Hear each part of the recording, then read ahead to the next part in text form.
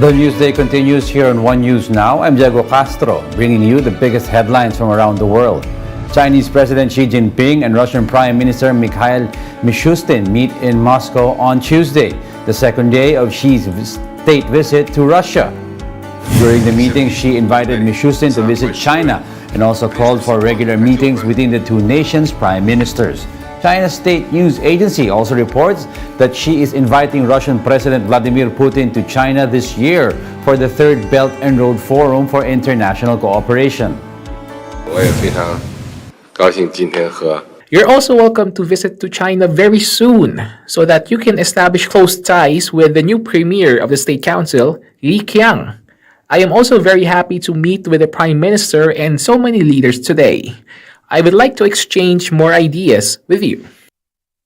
Despite 2 days of talks between Xi and Putin, there appears to be no sign of a diplomatic breakthrough yet over Ukraine. Xi barely mentioned the conflict at all, saying that China had an impartial position on it. For the White House, China's position is not impartial. The U.S. urges Beijing to pressure Russia to withdraw from Ukraine's sovereign territory to end the war.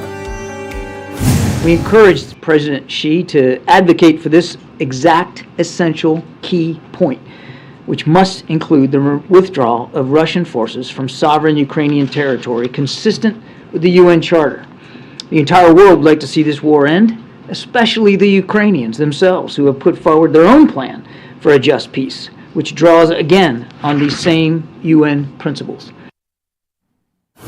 While China meets with Russia over the ongoing war, Japanese Prime Minister Fumio Kishida makes a rare unannounced trip to Ukraine, partly upstaging Xi's visit to Moscow.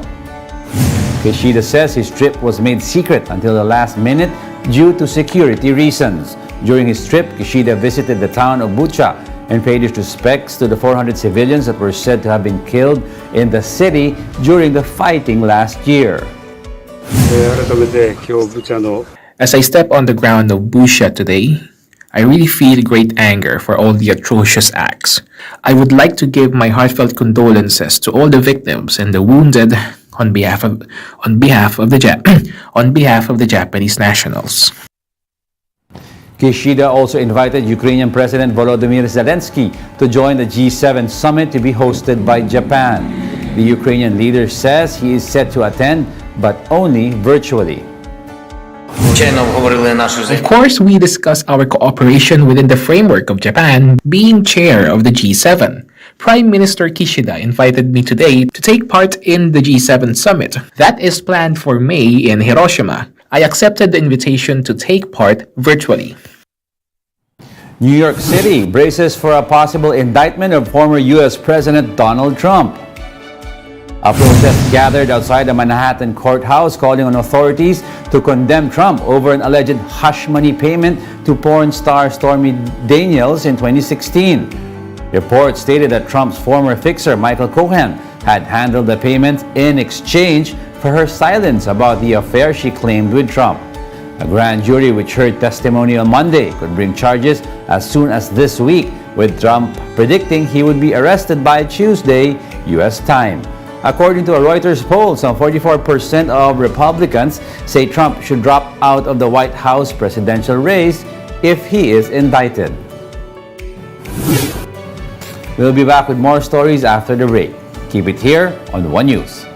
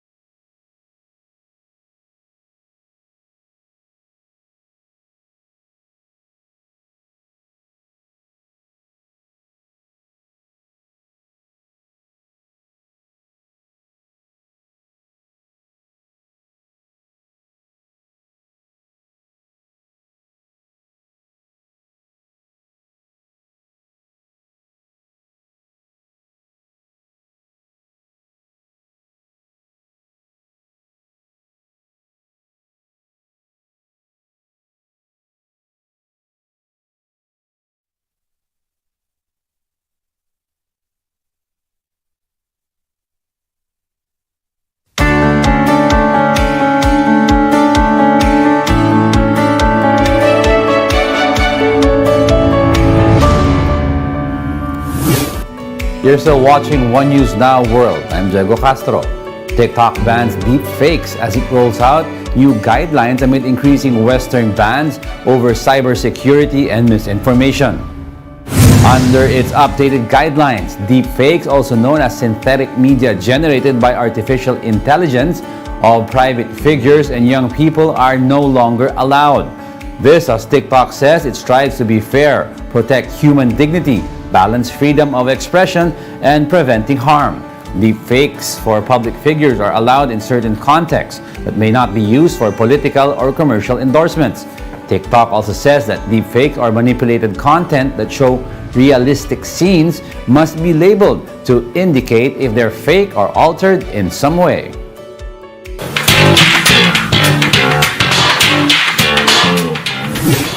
Here are some of the biggest world headlines in the entertainment front. 3 men have been found guilty of first-degree murder in the 2018 killing of rapper XXXTentacion, who was shot outside the South Florida motorcycle shop. Michael Boatwright, 28, Dedrick Williams, 26, and Trayvon Newsom, 24, were also convicted of armed robbery by the jury. Gwyneth Paltrow will stand trial in a lawsuit that says she violently crashed into a retiree in 2016 while skiing in Park City, Utah.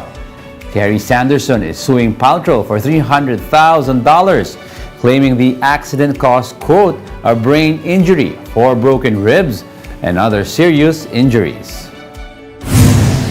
Keanu Reeves and Lawrence Fishburne were among the John Wick Chapter 4 stars honoring Lance Reddick, their co-star who died last week. At the film's LA premiere, Reeves said the chance to get to work with Reddick is something he will cherish for the rest of his life. And those are the top world headlines of the hour. Join us again at 9 a.m. as we continue to monitor the day's biggest stories. Coming right up is Agenda at 8 a.m. I'm Diego Castro. We are One News, all sides all the time.